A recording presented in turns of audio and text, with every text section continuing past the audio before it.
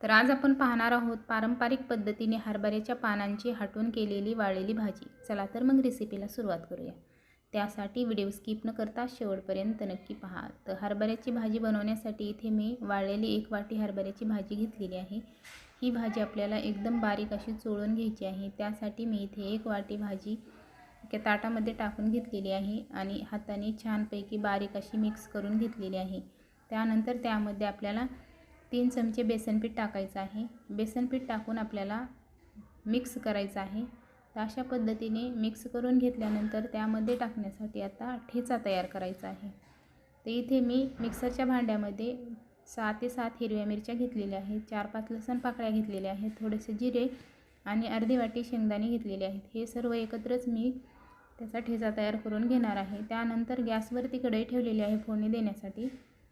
तर कढई गरम झाल्याच्या नंतर आपल्याला त्यामध्ये 1 पळी तेल टाकायचं आहे। तेल चांगलं गरम झाल्याच्या नंतर त्यामध्ये जिरे मोहरी टाकायची आहे। जिरे मोहरी चांगली तडतडली की त्यामध्ये बारीक कट करून घेतलेला लसूण टाकायचा आहे। लसूण चांगला परतून घेतला की त्यामध्ये टोमॅटो टाकायचा आहे।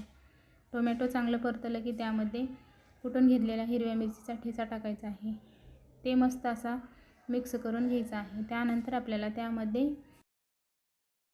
पाव चम्मच हळद टाकायची आहे।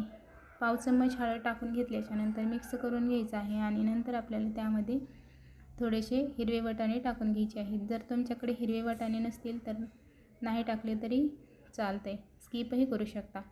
त्यानंतर आता त्यामध्ये शिजण्यासाठी आपल्याला पाणी टाकायचं आहे। तर इथे मी 1 ग्लास पाणी टाकलेलं आहे। तुम्हाला भाजी कितपत हवी आहे त्यानुसार तुम्ही पाणी कमी जास्त करू शकता।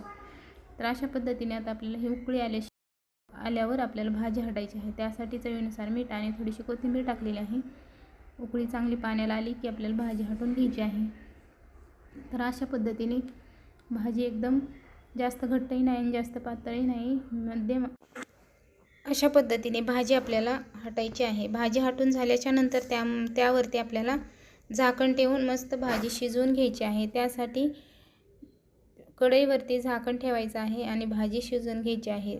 5 ते 7 मिनिटं भाजी शिजवून घ्यायची आहे। त्यानंतर आपल्याला बघू शकता मस्त भाजी शिजलेली आहे आणि खूप छान झालेली आहे। तर ही भाजी तुम्ही भाकरीसोबत, चपातीसोबत किंवा भातासोबतही खाऊ शकता। खूप टेस्टी आणि चवदार लागते। शिळ्या भाकरीसोबत तर एकच नंबर लागते। तर रेसिपी आवडली तर लाईक, शेअर आणि सबस्क्राईब करायला विसरू नका आणि तुम्ही पण अशा पद्धतीची भाजी एकदा नक्की ट्राय करून पहा। पूर्ण व्हिडिओ पाहिल्याबद्दल धन्यवाद।